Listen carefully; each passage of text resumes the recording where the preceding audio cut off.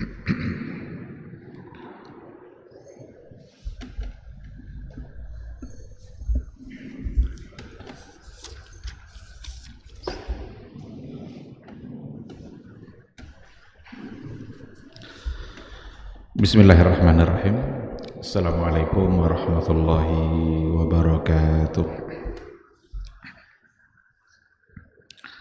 Innal hamdalillah nahmaduhu wa nasta'inuhu wa nastaghfiruh wa na'udzu billahi min shururi anfusina wa min sayyiati a'malina. May yahdihillahu fala mudhillalah wa may yudlilhu falan tajida lahu waliyyan mursyida. Asyhadu an la ilaha illallah wahdahu la syarikalah wa asyhadu anna Muhammadan abduhu wa rasuluhu la nabiyya wa la rasula ba'da.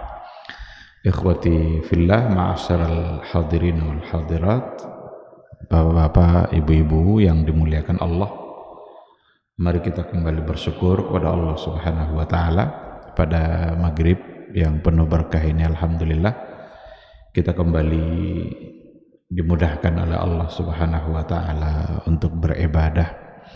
Mudah-mudahan ibadah maghrib yang sudah kita tunaikan diterima oleh Allah sebagai amal saleh dan bisa memperpanjang catatan amalan kebaikan kita. Mudah-mudahan umur yang masih tersisa hendaknya selalu kita gunakan untuk mendulang pahala, mendulang kebaikan demi kebaikan. Semoga kita istiqamah sampai akhir hayat nanti. Kita juga harus berselawat dan salam untuk Rasulullah sallallahu alaihi wasallam. Allahumma salli ala Muhammad wa ala ali Muhammad. Mudah-mudahan kita senantiasa berada di atas sunnahnya. Mudah-mudahan kita selalu berupaya untuk mendalami hukum dan sunnah-sunnah yang telah beliau ajarkan, tidak hanya sekedar menjadi ilmu dan wawasan saja, akan tetapi harus diikutkan dengan semangat untuk mengamalkan, mengaplikasikan apa yang sudah kita pahami dalam kehidupan kita sehari-hari. Mudah-mudahan kita semua bisa mendapatkan syafaatnya di yaumul mahsyar, yauma la yanfa'u malun wala banun illa man atallaha biqalbin salim. Ikhwati fillah, ma'asyiral hadirin wal hadirat, rahimani Allah wa iyyakum. Kembali pada maghrib ini kita akan melanjutkan kajian kita dengan tema kaidah-kaidah yang berkaitan dengan istiqamah. Pada malam hari ini kita akan masuk pada al-qaidatu al-khamisah, kaidah yang kelima. Jadi sudah 4 kaidah istiqamah yang kita pelajari.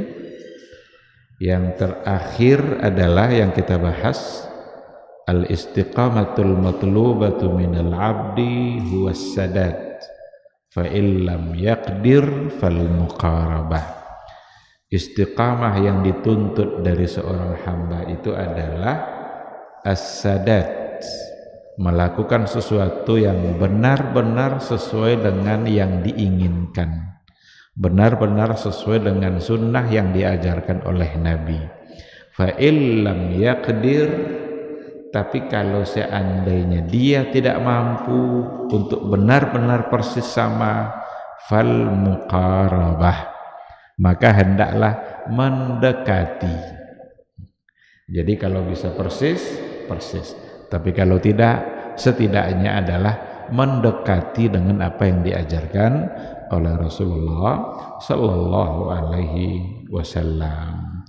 Karena Rasul sendiri mengatakan dalam sebuah hadisnya, fasaddidu wa qaribu. Saddidu artinya adalah benar-benar sesuaikan. Qaribu artinya adalah muqarabah, mendekati dengan apa yang diajarkan oleh Rasulullah sallallahu alaihi wasallam. Karena memang terkadang kita merasa sulit untuk melakukan persis seperti yang dilakukan atau yang diajarkan oleh Nabi. Kalau bisa alhamdulillah, tapi kalau tidak maka al-muqarabah, mendekati. Baik. Sekarang kita akan masuk pada al-qaidatul khamisah. Kaidah istiqamah yang kelima. Apa bunyi kaidah yang kelima itu? Bunyinya adalah al-istiqamatu tata'allaqu bil aqwali wal af'al wan niyat. Itu bunyi kaidahnya. Al-istiqamatu tata'allaqu bil aqwali wal af'ali wan niyat. Istiqamah itu berkaitan atau terkait dengan al-aqwal, perkataan, al-af'al, perbuatan, an-niyat, niat dan maksud atau keinginan. Nah, jadi ini saya kira sangat mudah untuk kita pahami. Berarti dari kaidah ini kita tahu bahwa istiqamah yang harus kita lakukan itu pada 3 hal. Al-istiqamah tata'allaq pada 3 hal, berkaitan dengan 3 hal. Pertama, hubungannya adalah dengan aqwal. Bagaimana kita selalu istiqamah di dalam apa yang kita ucapkan.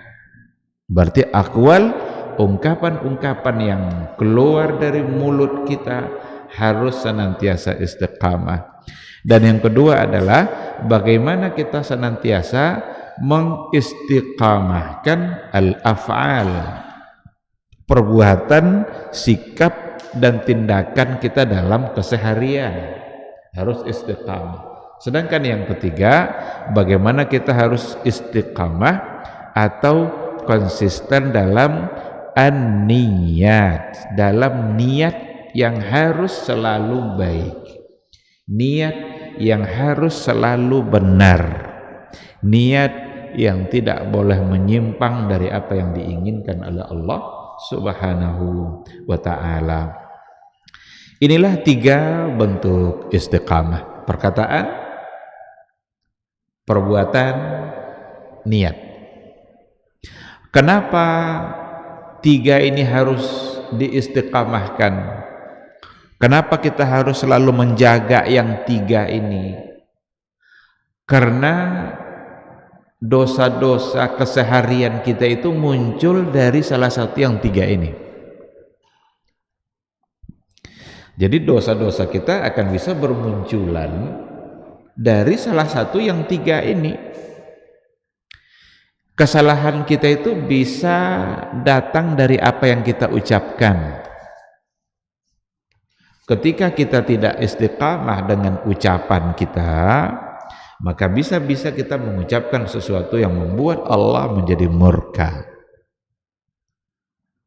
Ada ucapan yang mengandung kebohongan, ada ucapan yang di situ menyebarkan fitnah, ada ucapan yang kadang-kadang 1 kali ucap saja tanpa kita sadari, itu bisa-bisa menimbulkan kemudaratan, mafsadah, kerusakan bagi kehidupan masyarakat.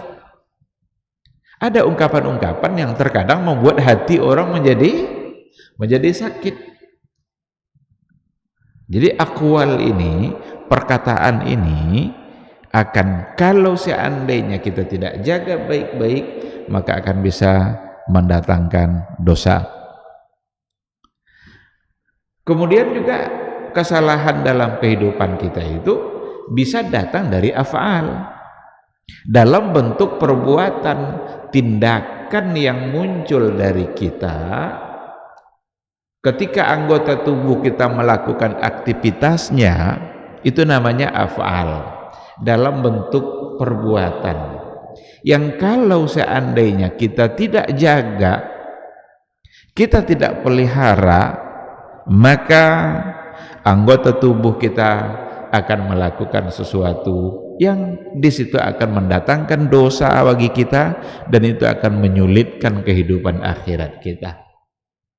Apa contoh af'al yang dilakukan oleh anggota tubuh kita? Banyak sekali. Tengok saja apa yang ada pada anggota tubuh kita. Kita punya mata, kita punya telinga, kita punya tangan, kita punya kaki. Kehidupan kita keseharian itu dihiasi oleh af'al itu, dihiasi oleh perbuatan-perbuatan itu. Telinga kita mendengarkan banyak hal, mulut kita mengucapkan banyak hal, mata kita memandang banyak hal, tangan kita mengambil banyak hal, kaki kita melangkah ke berbagai tempat. Itu semua adalah bagian dari af'al, bagian dari perbuatan. Yang kalau seandainya itu tidak diistiqamahkan, itu tidak dipelihara, maka yakinlah itu akan melahirkan kesalahan-kesalahan. Ketika kita tidak istiqamah dalam menjaga mata dalam memandang, maka begitu mudah mata itu melihat hal-hal yang diharamkan oleh Allah Subhanahu wa ta'ala. Ketika kita tidak istiqamah dalam menjaga telinga kita dalam mendengar, maka telinga kita akan mendengarkan berbagai hal yang ternyata itu dimurkai oleh Allah Subhanahu wa ta'ala. Tapi ketika kita istiqamahkan telinga kita dalam mendengar, setiap kali dia mendengar hal-hal yang tidak baik, kita akan berupaya untuk menghindarkan. Kita berupaya untuk menjauhi. Kalaupun ada hal-hal yang sulit untuk kita hindari, setidaknya kita mengingkari bahwa itu adalah sesuatu yang kita tidak menginginkannya. Kan ada kadang-kadang dalam keadaan tertentu kita tidak menginginkan, tapi kita tidak bisa menghindar. Kita tidak menginginkannya karena kita tahu itu salah. Apa contoh? Kalau diundang kita ke pesta pernikahan, kan kata Nabi memang dianjurkan untuk mengabulkan doa. Iza du'itum ilal walimah fa'ajib, atau iza du'iya ahadukum ilal walimah falyastajib. Apabila salah seorang diundang untuk ke pesta, maka hendaklah dia menghadirinya. Sekarang kita hadir, awalnya biasa-biasa saja mungkin, tapi pada saat kita sudah mulai ada di situ, mungkin ada hal-hal yang dalam pengetahuan kita itu adalah sesuatu yang dianggap menyimpang dalam pandangan syariat. Contohnya musik-musiknya, hiburan-hiburannya. Kita lagi makan nih, mungkin saja kita bisa memilih waktu di mana dia beristirahat. Kan kita bisa memilih kan, ini kira-kira jam segini dia istirahat, kita datang kita. Awal kita datang tidak ada, tapi di saat kita sedang berada di situ, lalu kita dengar, kita mau apa mau langsung kita bubar pergi, kita lagi makan, kan tidak mungkin juga kan kita akan mengakhiri sebegitu cepat. Barangkali ya kita makan, kita selesaikan dulu, tapi yakinlah di saat itu berarti telinga kita sedang mendengarkan sesuatu yang dalam pandangan syariat itu kebanyakan para ulama mengatakan sesuatu yang itu salah dan menyimpang dalam pandangan syariat. Kalau terjadi keadaan seperti itu, setidaknya hati kita tetap menolak, jangan ikut pula menikmati. Ini yang bahayanya, ikut pula menikmati, ikut pula tangannya gini-gini sedikit kan, padahal hatinya menolak tapi tangannya ikut seolah-olah dia sedang menikmati. Ini bahaya. Sekiranya kita sulit menghindar, hati kita mesti menolak dan berupaya barangkali untuk tidak berlama-lama berada di situ. Bahkan kalau kita bacalah penjelasan para ulama dalam persoalan ini, seperti Ibnul Qayyim al-Jauziyah mengatakan begini, seandainya kalian diundang untuk menghadiri sebuah walimah, lalu di situ ada kemungkaran, boleh kalian tidak datang karena ahlul bait menggugurkan haknya dari kita. Coba ya.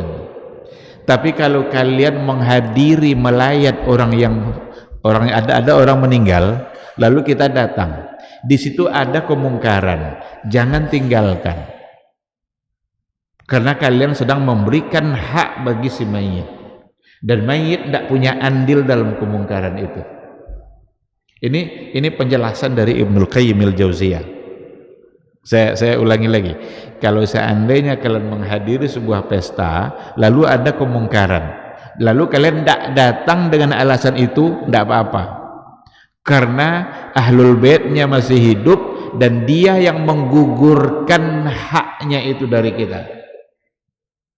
Tapi kalau melayat, menghadiri kematian, ada kemungkaran di situ, jangan tinggalkan, tetap hadiri, karena kalian memberikan hak untuk yang meninggal, dan yang meninggal tidak ada andil dalam kemungkaran itu.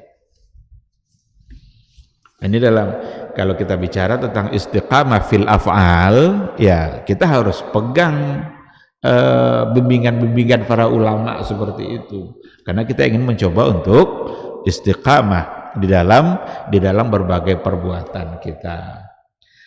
Istiqamah dengan tangan yang kita miliki. Berapa banyak nanti kesalahan-kesalahan yang akan lahir melalui tangan kita. Bahkan kata Rasul, al-muslimu man salimal muslimuna min lisanihi wa yadihi.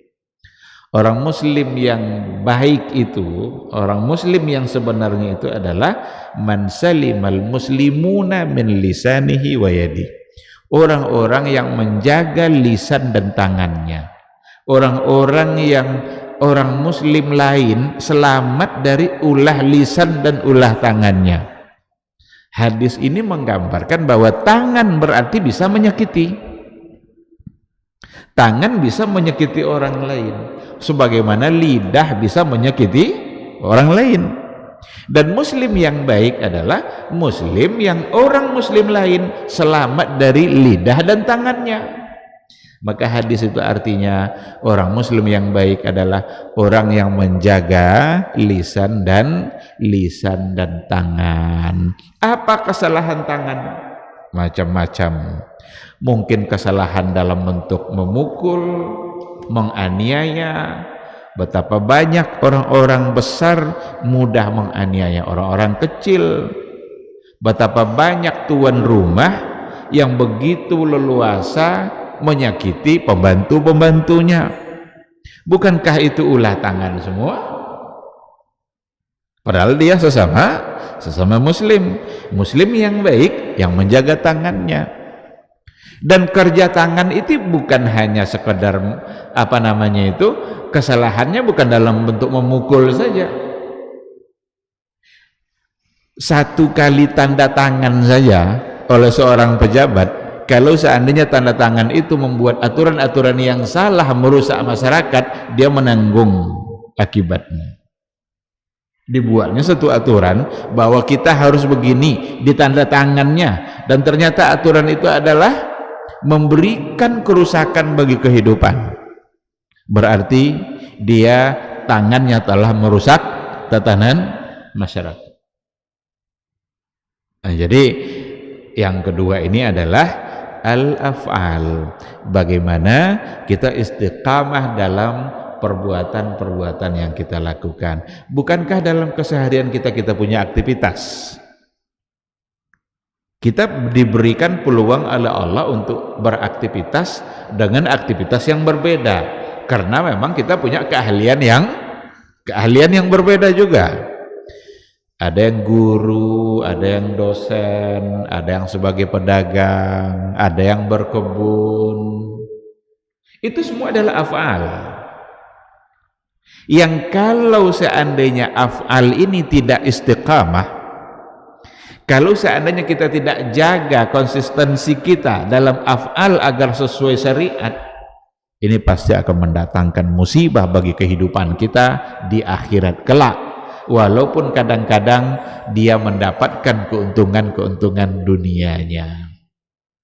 Kan orang berbuat salah itu kan kadang-kadang karena mengejar keuntungan dunia, lupa dia dengan persoalan akhirat kelak. Yang penting dia dapat dulu dunianya. Kalau kita melupakan akhirat, itu akan membuat kita tidak istiqamah lagi dalam menjaga perbuatan, karena yang kita ingat hanyalah keuntungan pribadi yang akan kita rasakan dalam kehidupan dunia kita. Maka Rasul memberikan aturan-aturan hampir dalam setiap aktivitas yang kita lakukan. Hampir dalam setiap aktivitas yang kita lakukan Allah berikan aturan. Saya berikan contoh, sebagai orang yang berkebun umpamanya, orang yang berkebun suka dia bercocok tanam umpamanya, apa kata Rasul? Man saraka shibran minal ardi zulman tawaqahu Allahu yaumal qiyamah fi unuqihi bisab'i aradi, atau kama qala Rasul sallallahu alaihi wasallam. Barang siapa yang mencuri sejengkal tanah yang dia curi, dia berkebunnya, bersihkan tanam, saat bersih-bersih di bagian perbatasan, mulai dia ansur-ansur sedikit ngambil lahan orang lain, ambil sedikit, sejengkal yang dia curi, kata Rasul, tawaqahullah, Allah akan kalungkan nanti di lehernya pada hari kiamat. Berapa yang akan dikalungkan? 7 lapis bumi. Yang sejengkal tadi sama dengan 7 lapis. Kenapa dikalungkan 7 lapis itu? Dan itu juga menggambarkan bahwa bumi ini berarti berlapis-lapis. Bumi bertingkat-tingkat. Sebagaimana langit ada 7 lapis, maka bumi ke bawahnya juga ada 7 lapis. Sejengkal permukaan yang dia curi, yang dikalungkan ke dia adalah 7 lapis sampai ke bawah. Dan itu hadis Rasul.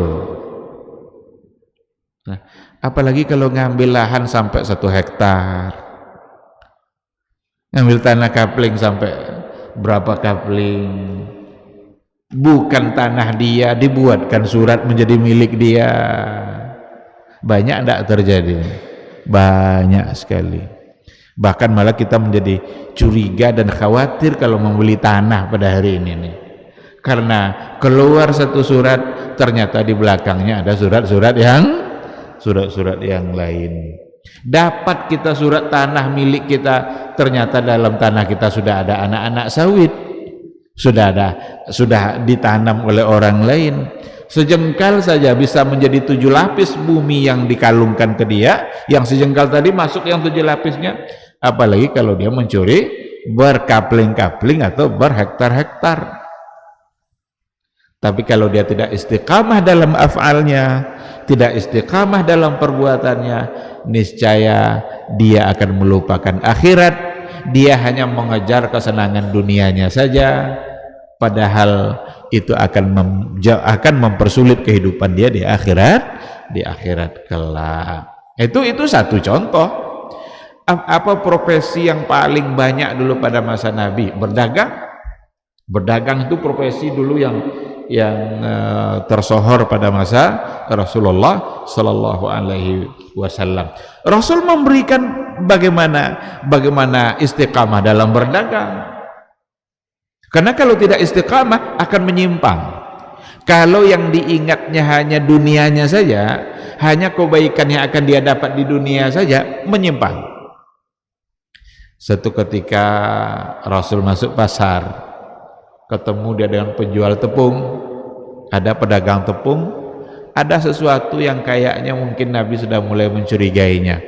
Dimasukkan oleh Rasul jarinya ke dalam karung tepung yang dia jual. Ternyata di atas kering, di bawah basah. Nabi nanya, ini kenapa basah? Ada tetesan-tetesan air yang jatuh dari atas. Nabi langsung mengucapkan sebuah ungkapannya, man ghasyana falaysa minna.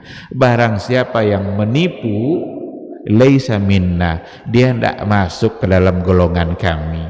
Berarti kalau mau menjadi golongan Nabi, jangan menipu. Hadis Nabi tadi itu tidak hanya dalam persoalan dagang, karena Nabi membahasakan secara umum. Ini diantara keistimewaan uslub Nabi itu seperti itu. Ketika dia ada namanya jawami'ul kalim. Jadi salah satu dari keistimewaan Nabi, dia mengucapkan satu kata atau kalimat yang singkat tapi maknanya padat. Dia menghadapi satu persoalan. Persoalan yang tadi adalah masalah dagang. Tapi ungkapan Nabi tadi tidak hanya berlaku pada dagang saja, tapi berlaku pada profesi-profesi yang lain, yang sangat memungkinkan di situ untuk terjadinya tipu menipu. Motor kita rusak, kita bawa ke bengkel, kata pihak bengkel, oh ini ganti nih Pak, ini tidak bisa lagi diperbaiki, padahal bisa. Kenapa dia bilang gitu? Karena di rak dia banyak barang yang belum laku. Agar barangnya terjual, dibilangnya ke kita kalau ini yang rusak tidak bisa lagi diperbaiki, harus diganti. Dosa tidak ada? Dosa. Masuk tidak dalam hadis tadi? Masuk. Man ghasyana falaysa minna. Siapa yang menipu, maka dia tidak bagian dari golongan kami. Jadi hati-hati dalam menjaga profesi kita. Rusak HP kita bawa ke tempat perbaikan HP, disuruh tinggalkan. Kadang-kadang, mungkin pula tidak semuanya, kadang-kadang ada hal-hal yang diutak-atik dari isi yang ada dalam HP itu, yang sebenarnya itu tidak kita inginkan. Itu semua adalah bagian dari af'al. Itu semua bagian dari perbuatan yang kalau seandainya kita tidak istiqamah dalam af'al kita, tidak istiqamah dalam perbuatan kita, yakinlah penyimpangan demi penyimpangan akan selalu muncul dalam perbuatan kita. Apa saja profesi yang kita lakukan sangat memungkinkan kita untuk menipu, sangat memungkinkan kita untuk mengejar keuntungan kita, meskipun kita mendapatkan untung di atas penderitaan orang lain. Semua bentuk perbuatan. Guru, dosen, jangan dikira dia tidak bisa salah. Berapa banyak kesalahan itu terjadi yang kadang-kadang tidak disadari, atau pura-pura tidak tahu, tidak melaksanakan profesinya, tidak mengerjakan kerja yang seharusnya dia lakukan. Kalau dia dituntut untuk mengajar, memberikan ilmu, benar tidak dia dalam memberikan ilmu itu?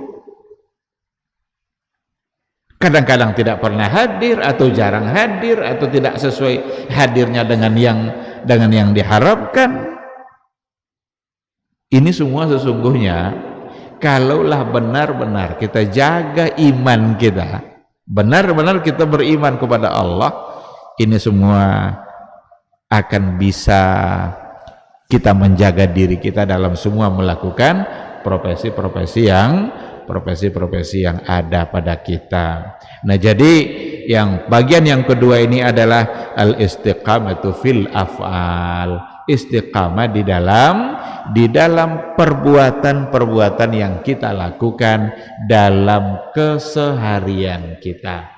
Kita mulai dari bangun sampai tidur kembali, atau dari bangun sampai bangun kembali, itu sesungguhnya kita dihiasi oleh berbagai perbuatan,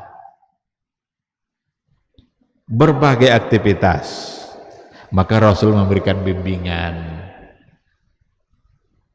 Kita mau tidur saja itu diatur oleh Nabi, dan itu af'al. Bukankah itu bagian dari perbuatan?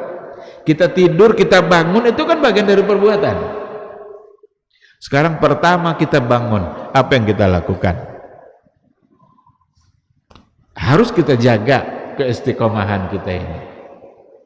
Ada doa yang diajarkan oleh Rasulullah SAW. Kita baca doa itu. Maka istiqamah dalam af'al kita, di antara bentuk istiqamah dalam af'al kita yang tadi itu, menjaga doa setiap kali kita bangun bangun tidur. Nanti kita pergi ke kamar kecil. Bagaimana Nabi membimbing kita masuk ke kamar kecil? Kaki mana yang kita dahulukan? Kalau masuk kamar kecil, Nabi membimbing kita agar mendahulukan kaki kiri. Keluarnya nanti mendahulukan kaki kanan. Orang yang istiqamah, orang yang selalu ingat Allah, orang yang selalu ingin menjaga sunnah Nabi, sekecil apapun persoalan itu, dia akan coba jaga itu. Beda nanti sama masuk masjid. Masuk masjid kita mendahulukan kaki kanan, keluarnya kita mendahulukan kaki kiri. Walaupun kadang-kadang pada beberapa hal ketika kita tidak mendahulukannya, mungkin tidak menjadi bagian dari dosa, tetapi orang yang istiqamah dalam af'al, dia menjaga sampai sekecil itu. Pakai sandal umpamanya, pakai sandal kita mulai dari kaki mana? Karena berdasarkan kepada hadis, sesungguhnya Rasulullah sallallahu alaihi wasallam yuhibbut tayammun fi tana'ulihi wa tarajjulihi. Rasulullah sallallahu alaihi wasallam itu suka memulai segala sesuatu dari sebelah kanan, fi tana'ulihi wa tarajjulihi. Apa arti tana'ul? Tana'ul itu na'lun itu artinya sandal. Berarti tana'ul itu saat memakai sandal, wa tarajjulihi saat menyisir rambut. Padahal kalau kita sisir rambut kita dari sebelah kiri dulu umpamanya, ya barangkali itu tidak menjadi dosa, karena tidak ada pula rukunnya. Kalau sisir rambut rukunnya adalah memulai dari kanan, kan tidak masuk ke seperti itu. Tetapi orang-orang yang ingin istiqamah dalam af'alnya, dia akan menjaga sunnah Nabi itu sampai hal-hal yang sekecil itu. Karena kita kalau sudah bisa menjaga hal-hal yang kecil seperti itu, yakinlah hal-hal yang besar kita akan lebih mudah untuk menjaganya, akan lebih bersemangat untuk menjaganya. Kalau persoalan sandal saja dia jaga sunnahnya, masa dalam masalah sholat dia tidak jaga sunnahnya? Kan tidak mungkin rasanya kan? Kalau soal sisir rambut saja, kita ambil sisir, kita mulai rambut yang sebelah kanan, pahala kita. Kalau itu saja bisa dijaga oleh seorang hamba Allah, maka untuk hal-hal yang sifatnya ibadah besar, yakinlah dia akan bersemangat lagi untuk mengamalkannya.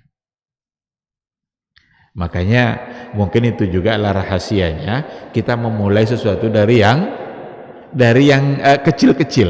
Bagaimana kita memulai sesuatu dari yang kecil-kecil? Karena kalau itu sudah kita bisa jaga, maka kita akan lebih bersemangat untuk mengerjakan yang besar.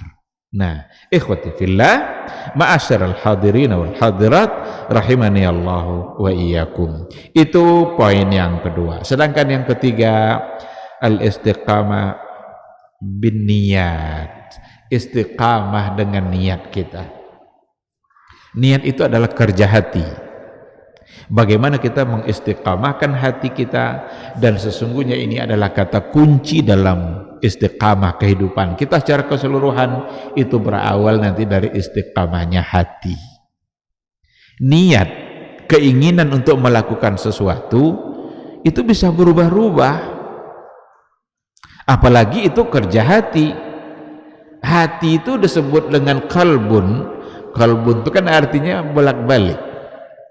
Ya muqallibal qulub, wahai Allah yang membolak-balikkan hati. Jadi kalbun itu artinya bolak-balik, bisa berubah, gampang berubah. Niat ada pada hati, maka niat gampang berubah. Kadang-kadang kita melakukan sesuatu benar-benar ikhlas karena Allah, tapi tiba-tiba satu saat nanti kita mengerjakan hal yang sama, ternyata tidak lagi sama niatnya dengan yang sebelumnya. Bisa saja kita membantu benar-benar ikhlas karena Allah, tapi tiba-tiba berubah niat kita memberikan pertolongan, memberikan bantuan, melakukan sesuatu yang ternyata niatnya bukan semata-mata untuk Allah, tapi untuk kepentingan diri kita. Jadi kita berbuat baik bukan untuk kepentingan diri kita, tapi karena kita lakukan karena Allah, Allah memberikan kemampuan kita untuk melakukan itu, maka kita berikan niat ikhlas kita semata-mata karena Allah Subhanahu wa taala. Bersedekah kita karena Allah, ada niat yang ada dalam hati kita, bukan berarti kita melakukannya untuk tujuan-tujuan yang lain.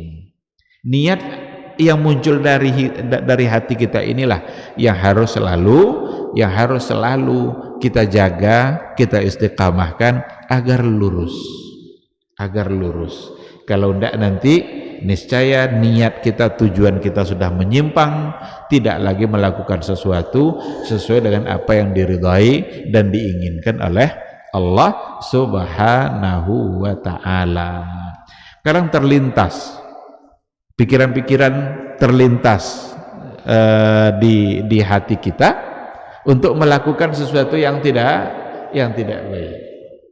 Cepat hentikan itu. Kalau seandainya terniat untuk melakukan hal yang salah, cepat hentikan. Kalau tidak jadi kita kerjakan, kita mendapatkan pahala satu. Kan ada hadis Nabi itu kira-kira bunyinya begini: man hamma bihasanatin falam ya'mal biha falahu ajrun wahid. Barang siapa yang berniat untuk melakukan satu perbuatan baik tapi tidak jadi dia kerjakan, falahu hasanah, dia mendapatkan satu kebaikan. Tapi kalau seandainya niat baik tadi jadi dia laksanakan, maka dia mendapatkan 10 kebaikan. Tapi man hamma bisayyi'atin, barang siapa yang berniat untuk melakukan satu dosa, satu kesalahan, falam ya'mal biha, tidak jadi dikerjakannya, maka dia tidak mendapatkan dosa karena dia tidak jadi mengerjakan. Kalau jadi dia kerjakan, dia mendapatkan satu dosa. Tapi karena yang tadi dia tidak jadi mengerjakan, bisa-bisa dia justru mendapatkan satu pahala. Begitulah sebenarnya kalau kita pahami baik-baik, itu gambaran sayangnya Allah itu. Kebaikan itu terniat saja sudah dapat satu pahala. Itu baru niat yang baik. Kalau jadi terlaksana mendapatkan 10 kebaikan. Niatkan nanti malam kita bangun tahajud. Niat aja dulu. Niat yang baik itu sudah dicatat sebagai satu kebaikan. Kalau ternyata nanti benar-benar kita dibangunkan oleh Allah, maka kita mendapatkan 10 kebaikan. Tapi jangan pula merasa cukup dengan niat terus. Udahlah pokoknya niat, tapi dia sebenarnya tidak ingin mengerjakan, hanya sekedar ingin mendapatkan satu kebaikan aja dari niat. Ini bahaya ini. Allah tahu dia dengan apa yang ada dalam hati kita. Kalau kita jujur, coba buktikan nanti. Buktikan saja. Jujurlah kepada Allah kalau kita benar-benar ingin bangun malam. Tapi jujur benar-benar ingin, insya Allah bangun. Insya Allah bangun, dimudahkan oleh Allah. Kadang-kadang, dan caranya macam-macam.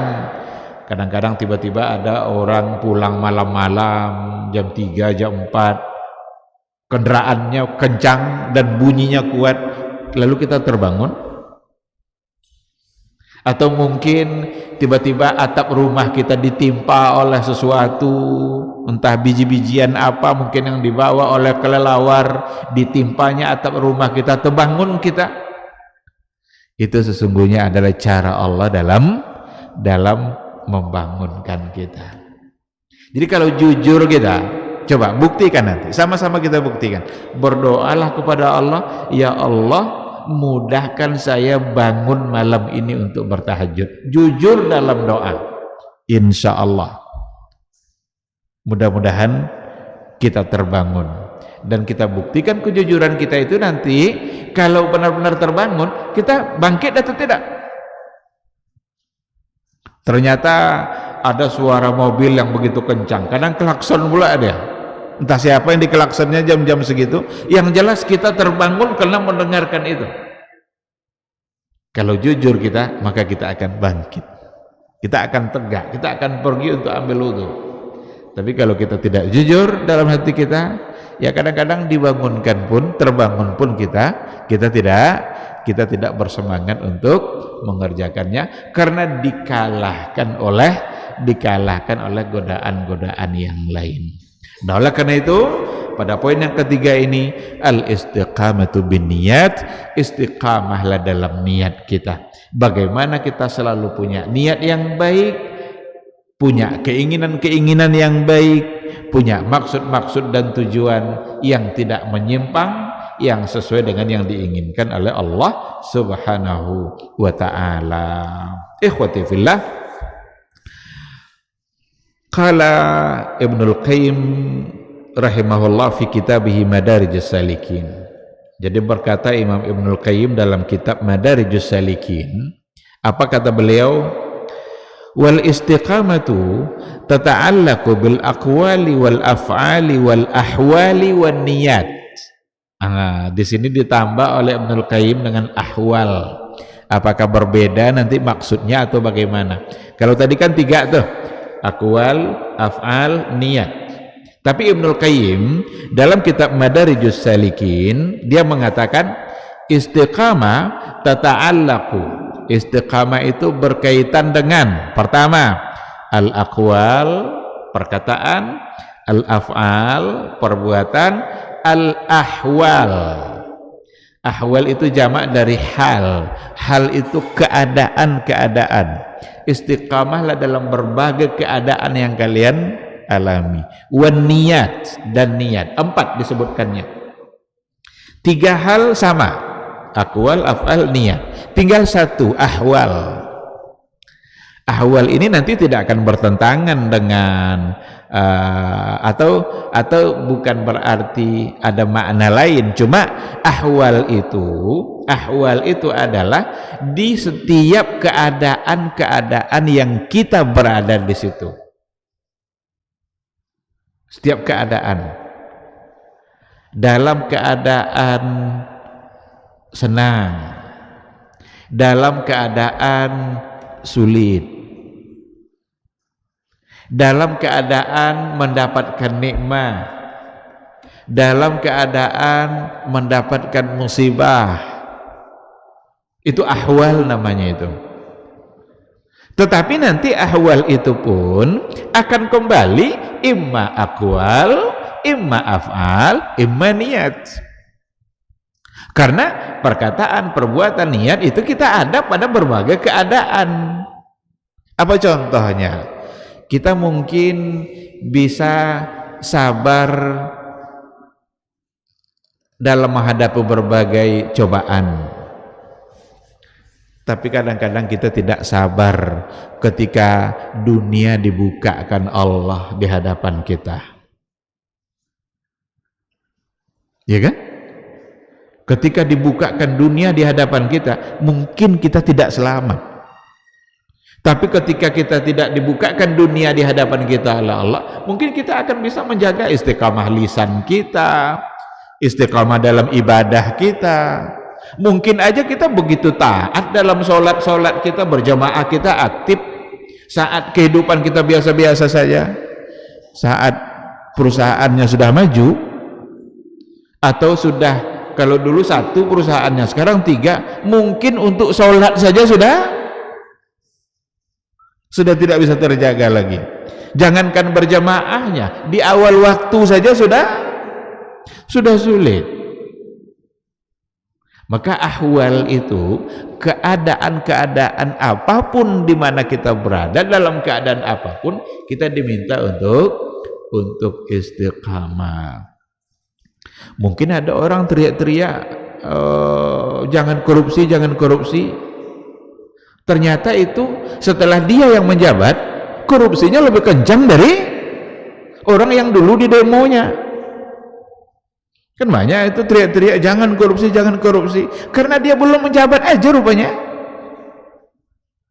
Setelah dia jadi, duduk di situ, dia melakukan hal yang sama. Ini ahwal, ini keadaan. Bagaimana kita menunjukkan, kita ajar mungkin orang, kalau kita menghadiri orang yang mendapatkan musibah, apa kata kita? Sabar Pak, sabar Bu, ini kan ujian, ini musibah yang diberikan oleh Allah.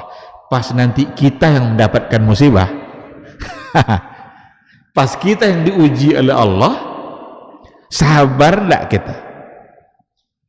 Bisa enggak kita memaknai, membuktikan makna sabar itu dalam kehidupan kita?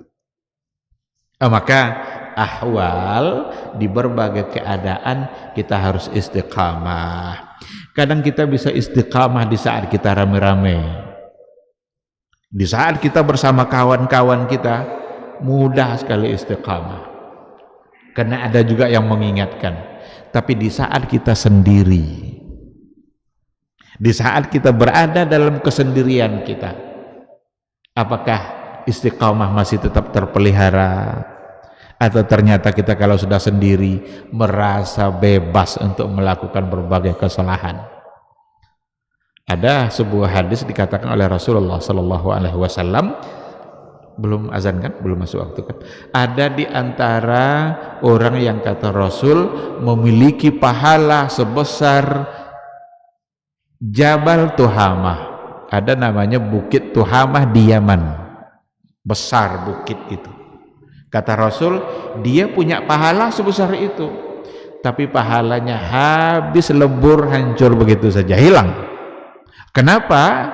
Karena kata Rasul, dia bisa menjaga agama saat dia bersama-sama, tapi ketika dia sudah sendiri, dia melakukan berbagai macam hal yang salah dan menyimpang, melanggar hak-hak Allah Subhanahu wa ta'ala. Maka makna ahwal di sini adalah berbagai keadaan yang kita berada di situ, maka kita tetap menjaga akwal kita, af'al kita, dan juga niat kita.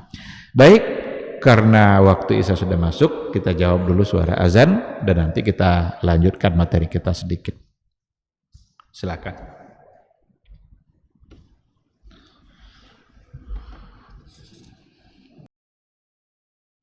Ketahuilah bahwa ketika kita mengikuti sebuah majelis ilmu, itu sesungguhnya Allah sedang memberikan kepada kita sekian banyak fadilah dan keutamaannya. Karena sungguh sangat mulia orang-orang yang berada di majelis ilmu. Orang-orang yang berada di majelis ilmu adalah orang-orang yang akan dimudahkan baginya jalan menuju surga Allah. Dalam hadis dikatakan oleh Rasulullah sallallahu alaihi wasallam, "Man salaka tariqan yaltamisu fihi ilman, sahalallahu lahu tariqan ilal jannah." Barang siapa yang menempuh satu jalan di mana tujuannya adalah untuk mendapatkan ilmu, maka Allah akan mudahkan baginya jalan menuju surga. Surga itu perlu iman, dan mendapatkan surga itu perlu ilmu. Maka di majelis ilmulah kita bisa menumbuhkan iman kita, dan di majelis ilmulah kita bisa mendapatkan ilmu pengetahuan. Maka sering-seringlah menghadiri majelis yang bisa menambah iman kita dan juga bisa menambah ilmu, agar surga Allah itu benar-benar semakin dekat dengan kita bersama.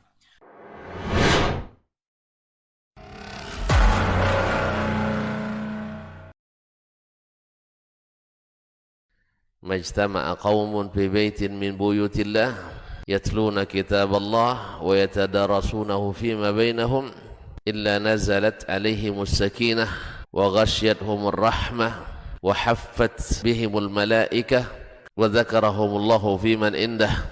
Tidaklah suatu kaum duduk di salah satu rumah Allah membaca ayat-ayat Allah dan sama-sama mempelajarinya, kecuali turun kepada mereka as-sakinah, ketentraman dan kenyamanan.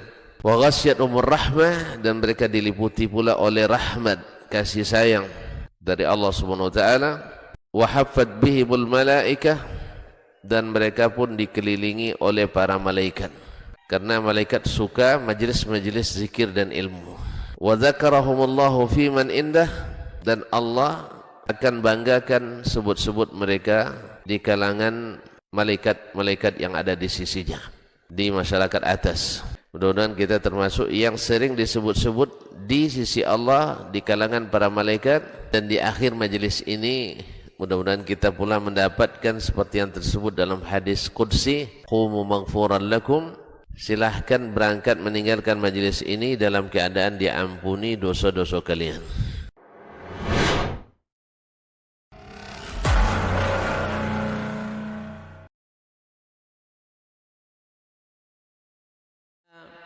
Menuju rumah Allah untuk menuntut ilmu syar'i, maka sungguh dia sedang berjalan di jalan ilmu, dan itu akan memudahkannya untuk menuju surga Allah Subhanahu wa taala. Man salaka tariqan yatlubu fihi ilman salakallahu bihi tariqan min turuqil jannah.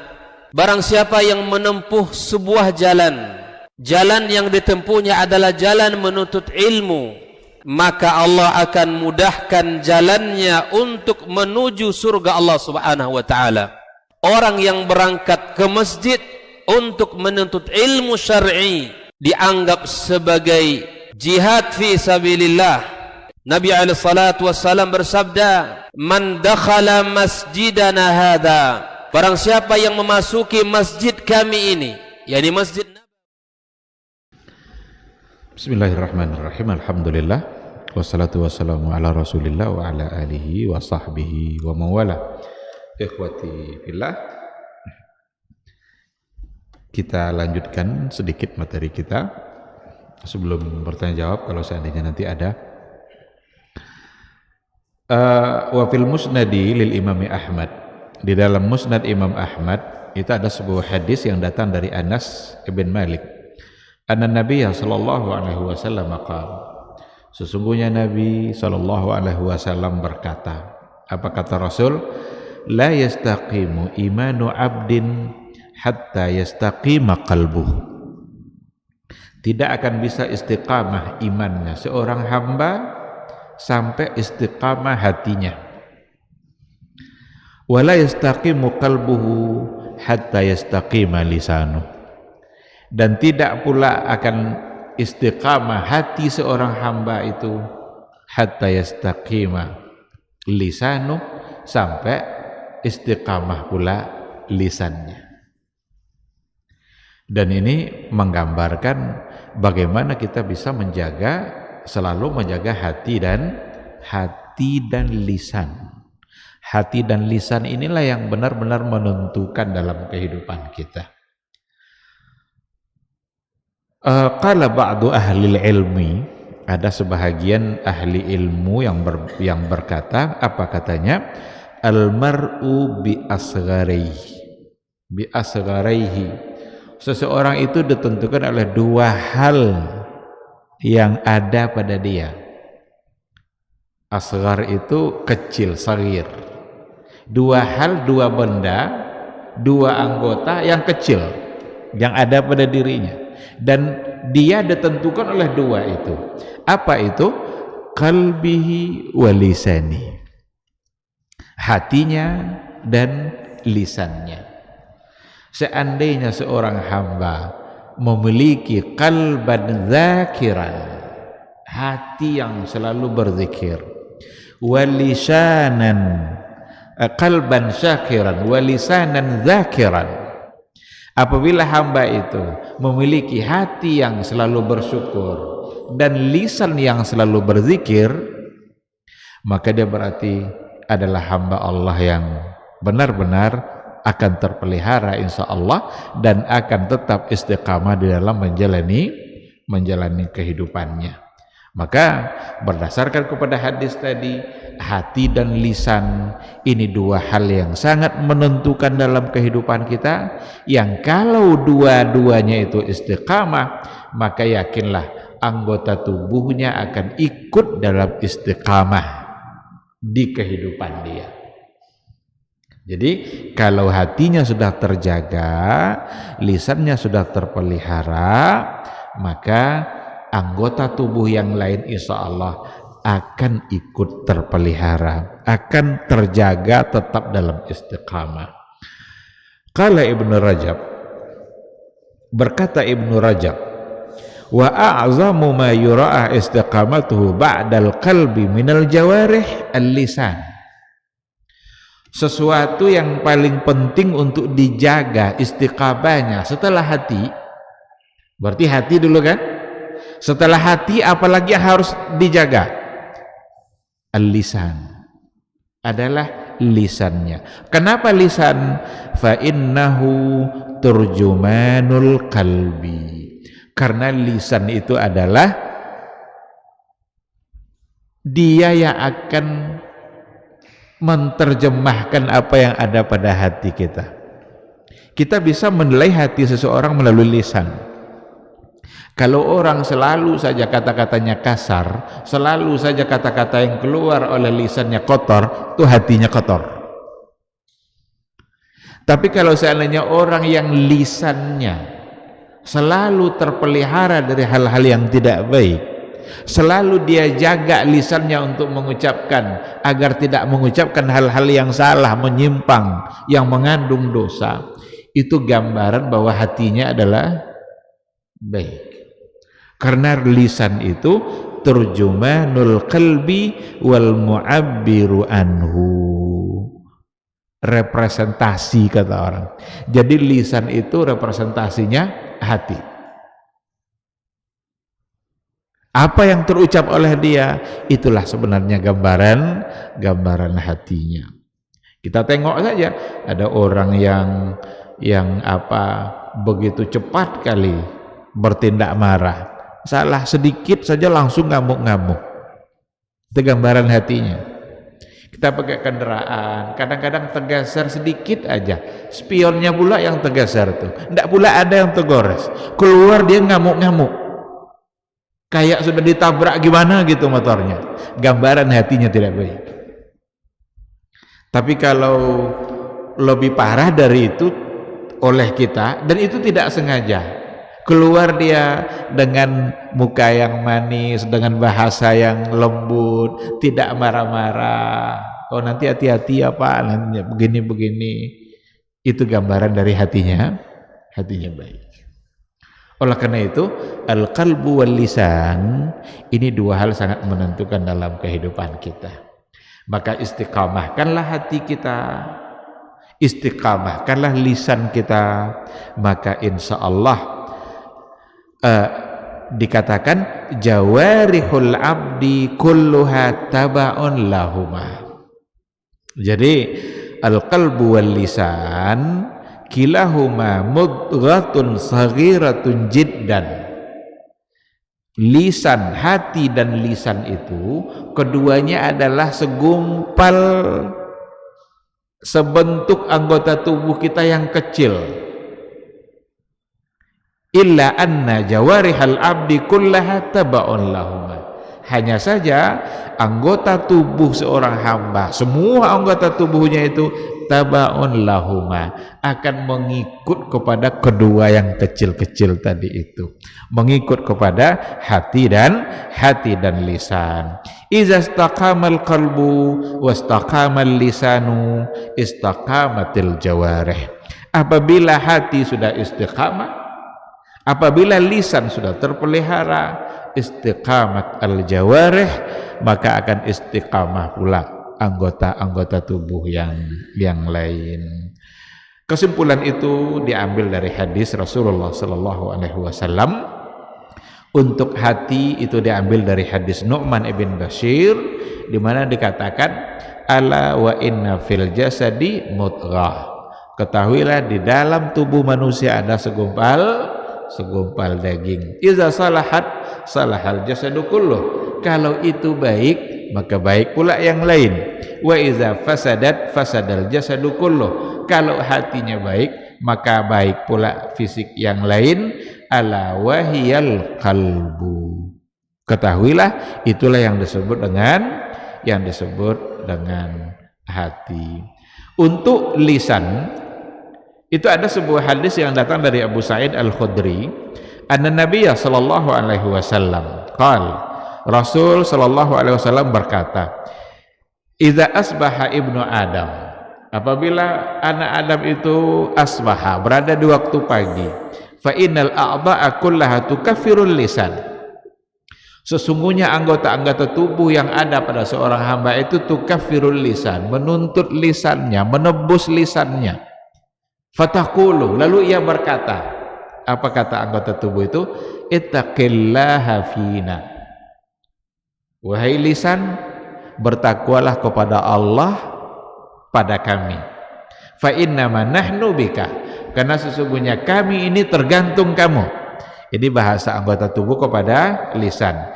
Fa in istaqamta istaqamna. Jika kamu terpelihara, istaqamna, maka kami akan istiqamah pula. Wa in wajazta wajazna. Kalau kamu sudah salah, kamu sudah mulai bengkok, maka kami juga akan salah, akan keliru dan akan bengkok. Itu hadis dihasankan oleh Syekh Albani dalam kitab Sahihut Targhib, hadis yang terakhir. Nah, ikhwati fillah, dari sini dapat kita pahami bahwa istiqamah itu ada pada 3 hal, ada pada perkataan kita, ada pada perbuatan kita, dan ada pada niat kita. Dan ketiga istiqamah ini diawali dengan hati dan lisan. Hati yang tetap istiqamah dan lisan yang tetap istiqamah itu pasti akan membimbing anggota tubuh kita secara keseluruhan bisa istiqamah. Mungkin ini yang kita bahas pada maghrib ini, pada malam hari ini. Mudah-mudahan Allah Subhanahu wa ta'ala membimbing kita, memudahkan kita untuk tetap istiqamah berada di atas jalannya. Kita tutup atau ada pertanyaan? Nah, silakan.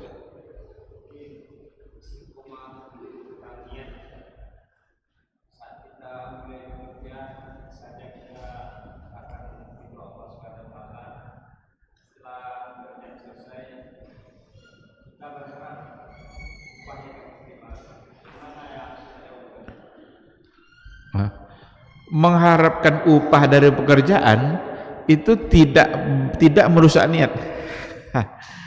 Lah, jadi niat karena Allah itu apa yang kita maksud? Apa yang dimaksud dengan niat karena Allah? Itu nanti bisa dijabarkan.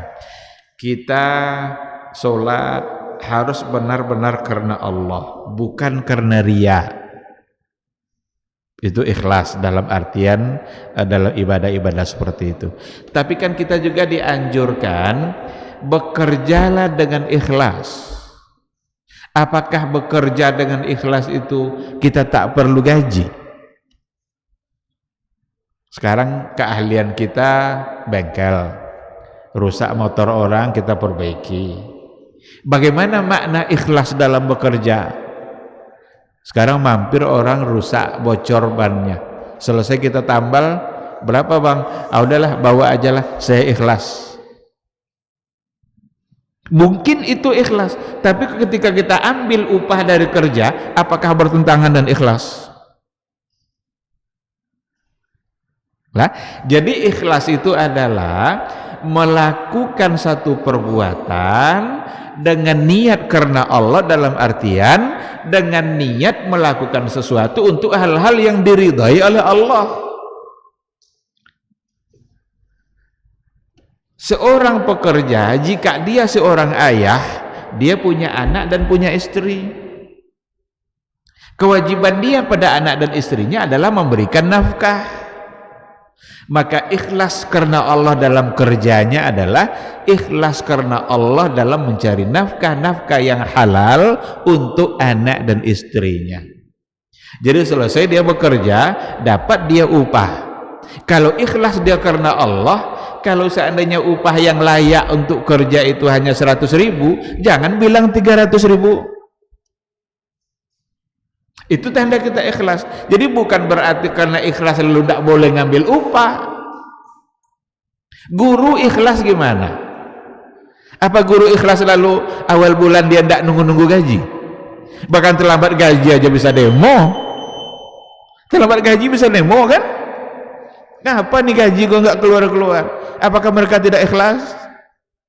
Apakah kalau mereka mengharapkan gaji lalu bertentangan dengan ikhlas? Ikhlasnya adalah karena Allahnya adalah dia kerjakan tugas dia sebagai seorang guru. Kalau masuk jam 7, masuk jam 7. Jangan masuk jam 8. Karena dia tahu nanti apa yang akan dia dapatkan. Jangan-jangan nanti menjadi sesuatu yang bermasalah. Nah, oleh karena itu, seandainya kita sudah bekerja ikhlas, kita bekerja karena Allah, lalu lambat turun gaji, boleh tanya aja tuh. Karena kita sudah mengerjakan tugas kita, tinggal lagi dia yang harus ikhlas mengerjakan tugasnya. Apa tugas bos kita? Memberi gaji.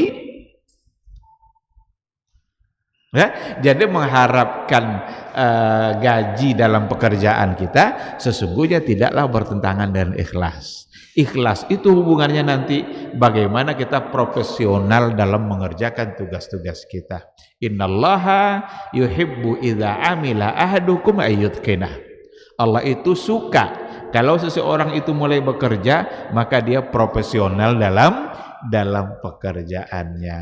Nah, oleh karena itu sekali lagi tidaklah bertentangan dengan keikhlasan, dan bukan berarti keikhlasan itu sama sekali tidak memerlukan gaji atau upah. Tukang potong rumput bisa enggak ikhlas? Tukang potong rumput bisa enggak ikhlas dalam bekerja?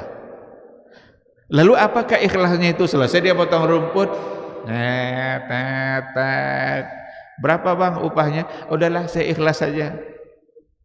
Kalau dia banyak duit dia bilang gitu enggak apa-apa. Tapi kalau memang cara mendapatkan rezeki Allah oleh dia dengan cara itu, dia ambil upahnya, enggak bertentangan dengan keikhlasan. Karena ikhlasnya itu nanti membuat dia bekerja benar-benar baik dalam pekerjaannya.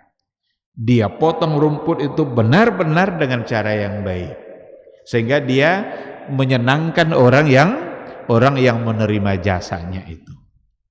Nah, disinilah kita perlu memaknai bagaimana makna ikhlas dalam menuntut ilmu, dalam berbagai hal termasuk menuntut ilmu, dalam pekerjaan, dalam menuntut ilmu, dan dalam hal-hal yang lain.